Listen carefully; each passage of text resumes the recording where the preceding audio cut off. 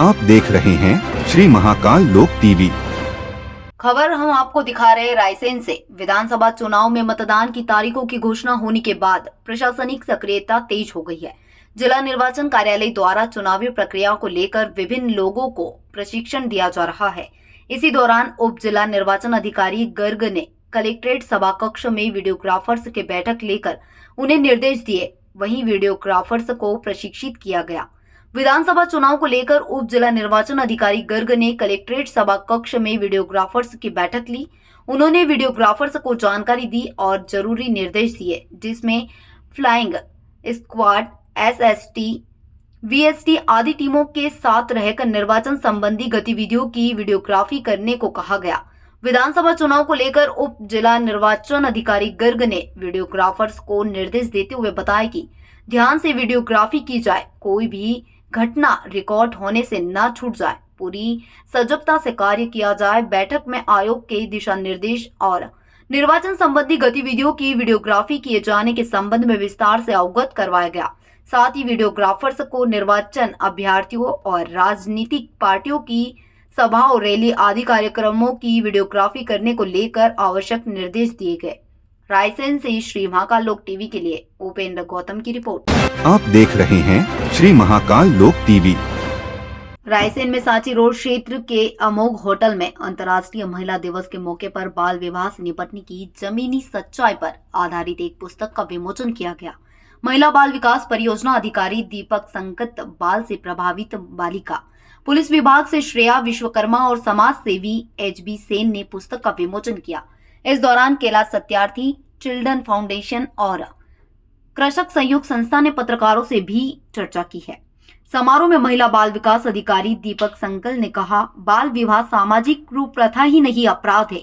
बाल विवाह कानून में सुधार हुआ है। बाल विवाह करवाने और करने वाले दोनों ही दोषी है। कानून में सजा का प्रावधान है। ब्लॉक स्तर पर समिति गठित है। शिक्षा विभाग और मीडिया से अपेक्षा है कि अधिक से अधिक प्रचार प्रसार करे। बाल विवाह से बाल मन पर क्या प्रभाव होता है, उसके क्या दुष्परिणाम होते हैं, यह जानकारी माता पिता तक पहुंचे, तभी बाल विवाह रोक सकेंगे। रायसेन से श्री महाकाल लोक टीवी के लिए उपेंद्र गौतम की रिपोर्ट। आप देख रहे हैं श्री महाकाल लोक टीवी। जिज्ञासा कंपनी के कर्मचारी से हुई लूट की वारदात का खुलासा किया। पुलिस ने मामले में आरोपी को पकड़ लिया है। अब पुलिस आरोपी को न्यायालय में पेश करने की तैयारी कर रही है। मामले में पुलिस अधिकारी ने बताया कि लूट का मास्टरमाइंड कंपनी का ही पूर्व कर्मचारी था। आरोपी ने लूट के दौरान अपनी कंपनी में कार्य करने वाले साथी पर ही धारदार हथियार से वार किया और लूट की घटना को अंजाम दिया और कर्मचारी के पास रखे 90,000 रुपए ले लिए। अपने बचाव के लिए आरोपी ने लूट की वारदात को लेकर पुलिस को जानकारी दी। मामले में जब पुलिस ने सख्ती से आरोपी से पूछताछ की तो आरोपी पिघल गया और उसने अपना अपराध कबूल किया। मामले में पुलिस ने उसके साथ वारदात में शामिल अन्य आरोपियों को भी पकड़ लिया है। रायसेन से श्री महाकाल लोक टीवी के लिए उपेंद्र गौतम की रिपोर्ट।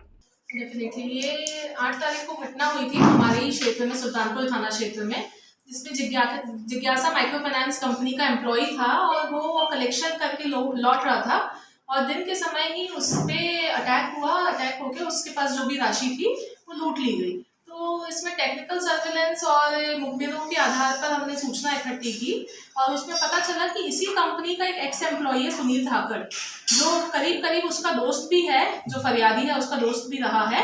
तो उसने वो मुखबिरी की और उसने अपने लड़के लगवा के और उन्हीं से ये वारदात को अंजाम दिया है। फिर जब टेक्निकल बेसिस पे देखा गया तो ऐसी ही एक घटना 2 जून को भी हमारे थाना क्षेत्र में हुई थी और उसमें भी इनका इन्वॉल्वमेंट पाया गया। तो अभी हाल फिलहाल 3 आरोपियों की गिरफ्तारी हो चुकी है और जो लूटी गई राशि थी उसमें से भी कुछ राशि बरामद हो गई है। 2 आरोपी अभी फरार है जिनकी पतारासी की जा रही है। आप देख रहे हैं श्री महाकाल लोक टीवी। सिलवानी के उत्कृष्ट विद्यालय में एकल अभियान श्री हरि कथा सत्संग समिति की भजन संध्या हुई। भजन संध्या में श्री राम कथा में भाव विभोर होकर श्रोताओं ने जमकर डांस किया।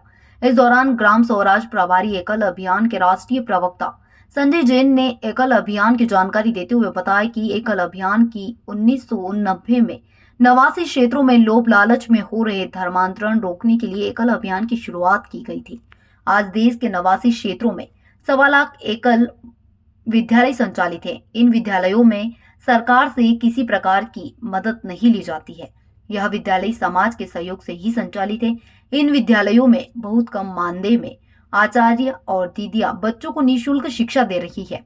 एकल अभियान एक विचारधारा है भारत को परम वैभवशाली राष्ट्र बनाने के लिए।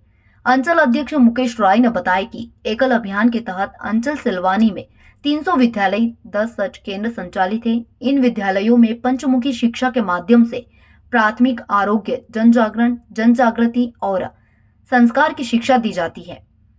कार्यक्रम में नवासी बहनों ने श्री राम कथा के चरित्र के कई गीतों के माध्यम से भाव विभोर कर दिया। श्रोताओं को भक्त रस में झूमने मजबूर कर दिया। इन नवासी बहनों ने 9 माह तक अयोध्या में प्रशिक्षण प्राप्त किया। नवासी बहनें देश के 89 क्षेत्रों के साथ विदेशों में परम वैभव शक्तिशाली राष्ट्र की भावना से श्री राम कथा और भजन संध्या के माध्यम से संदेश देती है। कार्यक्रम में बड़ी संख्या में 89 क्षेत्र के आचार्य, दीदी और गणमान्य नागरिक सम्मिलित हुए। वहीं कार्यक्रम के प्रारंभ में अतिथियों ने मां सरस्वती और भारत माता के चित्र की पूजा अर्चना कर दीप प्रज्वलित किया।